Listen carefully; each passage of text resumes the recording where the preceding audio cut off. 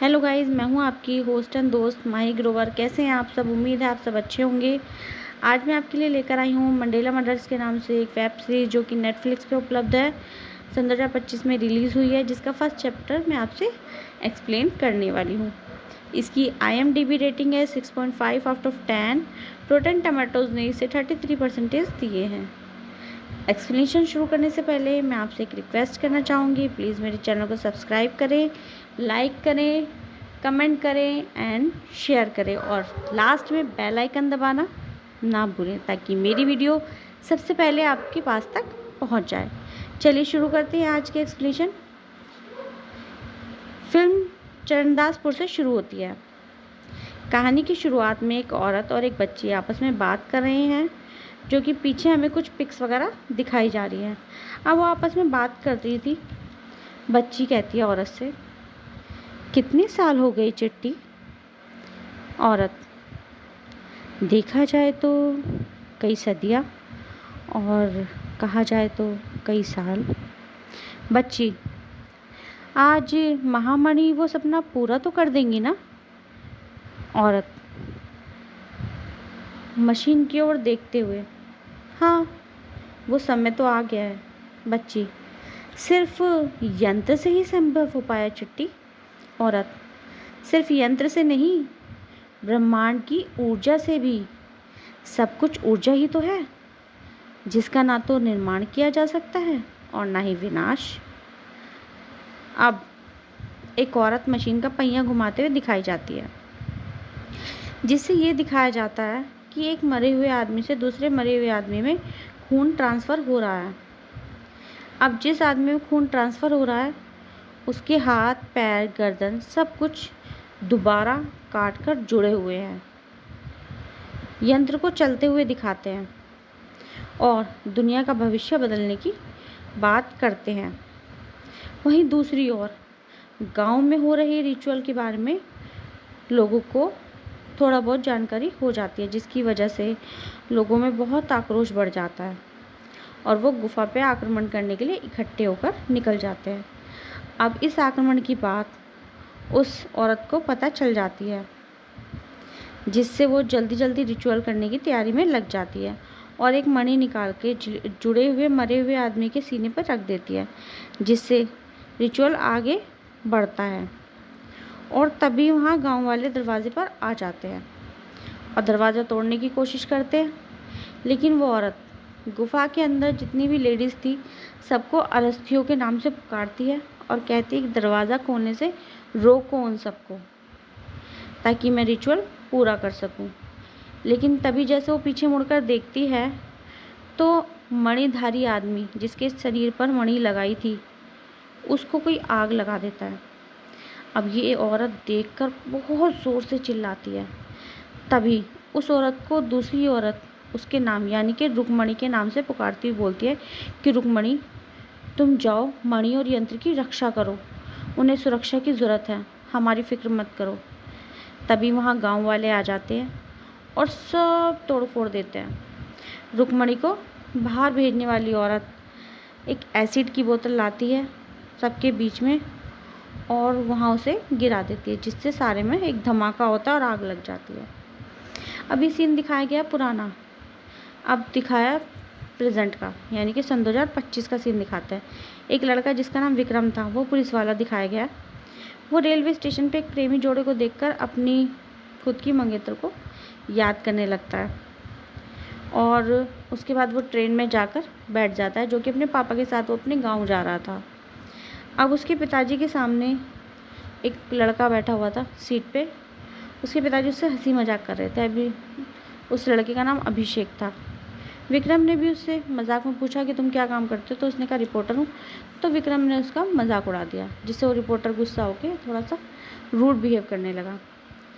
अब अगले दिन सुबह जब वो अपने घर पहुँचे सालों बाद चरणदासपुर में, तो घर पहुँचते ही सबसे पहले उन्होंने अपनी बीवी को महसूस किया उस घर में और ख़्यालों में ही दो बच्चों को आपस में खेलते हुए देखा और ये भी देखा कि दो बच्चे स्कूटी चला रहे हैं, जो कि स्कूटी से गिर गए और छोटे वाले बेटे के ज़्यादा चोट लगी, जो कि डेंजर जोन में चला गया था। और अब पता चला कि उसकी बीवी उसके बेटे को लेके हॉस्पिटल से लेके चली गई थी, गायब हो गई थी मतलब, और उसकी बीवी मिली नहीं ऐसे कभी भी। तो अब हमें दूसरे सीन में जो ट्रेन में अभिषेक मिला था, रिपोर्टर था, वो नदी के पास रिपोर्टिंग कर रहा था, फ़ोटो वगैरह खींच रहा था। तो जैसे कि वहाँ पे फ़ोटो खींच रहा था, साइड में कहीं डील चल रही थी पैसों को लेके। अब वो फ़ोटो खींचता खींचता वहाँ तक पहुँच जाता है और वो उनकी भी फ़ोटो ले लेता है। जब वो फ़ोटो ले रहा होता है तो वो लोग उसको देख लेते हैं फ़ोटो खींचते समय और उसे मारने के लिए उसके पीछे भागते हैं। इतना सीन कट करके अगले दिन सुबह दिखा देते हैं। विक्रम और उसका दोस्त नदी किनारे बैठे हुए हंसी मजाक कर रहे होते हैं, अपने पुराने बचपन के किस्से शेयर कर रहे होते हैं। तभी वहाँ विक्रम के पिता नदी में नहाने के लिए जाते हैं। जब वो नहाने के लिए डुबकी लगाते हैं नदी में, तो वहाँ अभिषेक की लाश, यानी कि अभिषेक का सर था और सर से हाथ पैर जुड़े हुए थे, उसका धड़ नहीं था। ऐसी लाश वो नदी में देखकर डर जाते हैं। अभिषेक के माथे पे एक चिन्ह भी बना हुआ था। तो विक्रम और उसका दोस्त, वो दोस्त भी पुलिस में था, तो दोनों आपस में बात करने लगते हैं और पोस्टमार्टम वगैरह की, मतलब इस केस के बारे में बात चलती है उनकी आपस की। और जैसे वो बात करते रहते हैं उसके बारे में, तो अब विक्रम अपने घर चला जाता है। जब वो घर जाके एक बॉक्स खोलता है और उस बॉक्स में से अपनी माँ का एक बटुआ निकालता है जो कि बहुत पुराना था। उसके अंदर से एक सिक्का निकलता है। उस सिक्के पे सेम टू सेम वही चिन्ह था जो कि अभिषेक के माथे पे था। अब दोनों दोस्त रात को मिलते हैं और अपनी माँ के बारे में बात करते हैं कि पापा ने ढूंढा नहीं, पता नहीं क्यों नहीं मिली, ये और वो। तो उसका दोस्त कहता है कि चल यार जो भी हुआ, लेकिन अब हम आंटी को ढूंढ कर रहेंगे। यानी कि दोनों अपनी मम्मी को ढूंढने की कोशिश में लग जाते हैं। अगले दिन एक औरत, मतलब अगले सीन में एक औरत दिखाई जाती है जिसका नाम अनन्या भारद्वाज था और वो अपने कमरे में तैयार होती रहती है। नौकर उसे बताने आता है कि भैया जी बहुत गुस्से में हैं। तभी अनन्या दूसरे कमरे में जाती है और पता चलता है कि वो एक नेता आदमी की पत्नी है जो कि चल नहीं सकता। उसका एक छोटा बेटा भी है। पति पत्नी की आपस में ज़्यादा बनती नहीं है। पति को लगता है कि अनन्या उसके अपाहिज होने का फ़ायदा उठाकर उसकी सत्ता हासिल करना चाहती है। उसे चरित्रहीन भी बताता है, उल्टा सीधा बोलता है। इस बारे में उन दोनों की बहस हो जाती है छोटी मोटी सी, और अनन्या वहाँ से निकल जाती है। जो विक्रम का दोस्त था वो सबूत ढूंढते ढूंढते अनन्या तक पहुँच जाता है और जब अनन्या के बारे में जानकारी निकालता है तो उसे पता चलता है कि दो नए नाम, अजय और विजय। तो उन्हें ये एहसास होता है कि अजय विजय अभिषेक के मर्डर में शामिल हो सकते हैं। अब अनन्या अभिषेक के घर जाती है क्योंकि वो उसी गांव में था और अनन्या काफ़ी पैसे वाली पार्टी थी। तो अनन्या अभिषेक के घर जाती है उन्हें सांत्वना देने के लिए कि चलो आपका बेटा मर गया कुछ करके। तो वहाँ विक्रम जाता है। अब विक्रम अनन्या को देखकर पहचान लेता है कि अनन्या उसकी मंगेतर की दोस्त है। तो वो दोनों आपस में हालचाल पूछते हैं, बातचीत करते हैं, भाई क्या इतने दिन बाद मिले। तो अब नेक्स्ट सीन शिफ्ट होके अनन्या अपने पीए से अजय और विजय को पुलिस से पकड़वाने के बारे में कहती है और दूसरी तरफ जो अजय विजय के जानकारी में है उनके पास तक ये खबर पहुंचाती है कि पुलिस वाले अजय विजय को पूछताछ के वक्त एनकाउंटर से मार देंगे।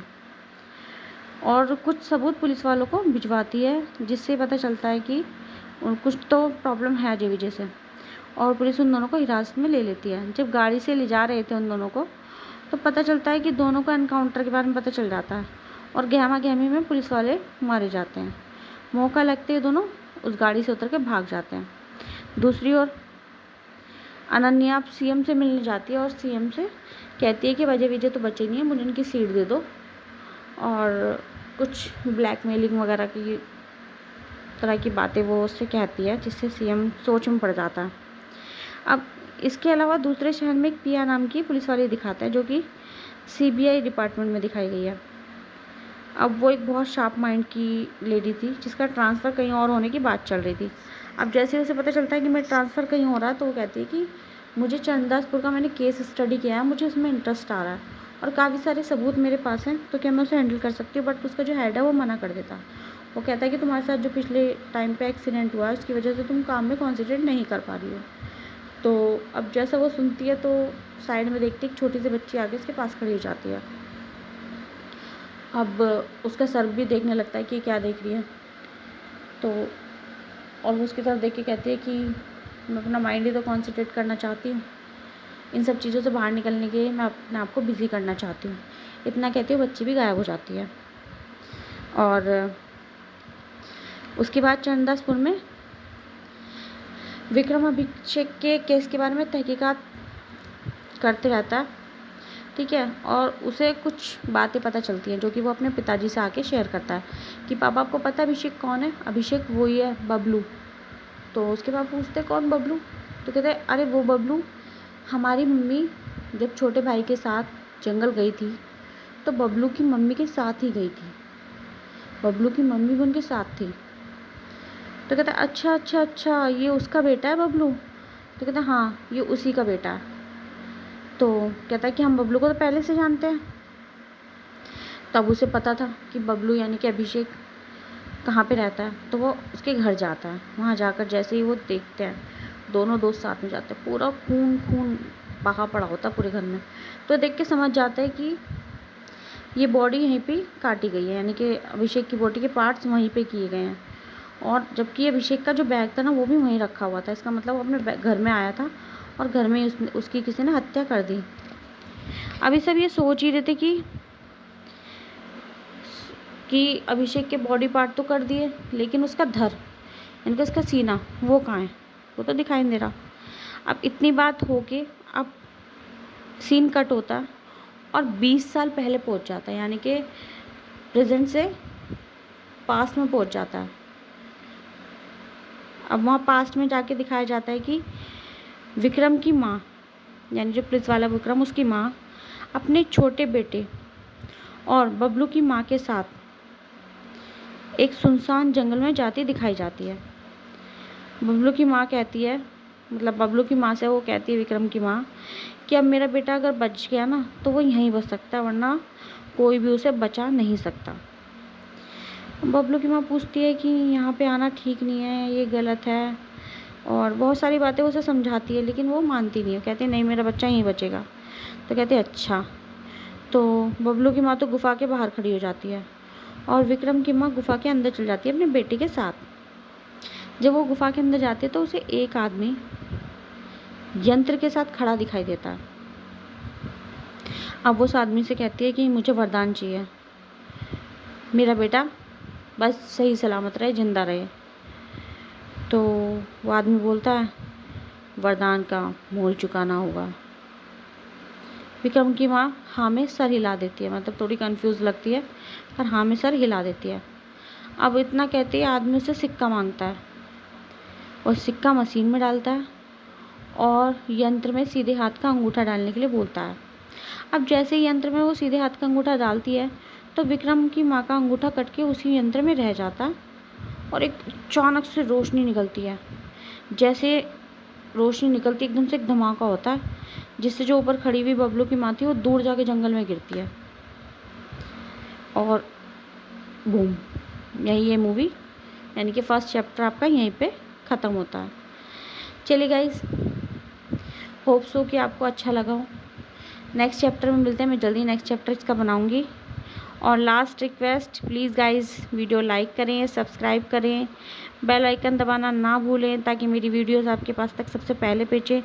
अगर कोई भी आपको इशू लगता है या कोई आप सजेशन देना चाहते हैं तो आप मुझे कमेंट सेक्शन में जाके लिख सकते हैं। Okay bye, take care all of you.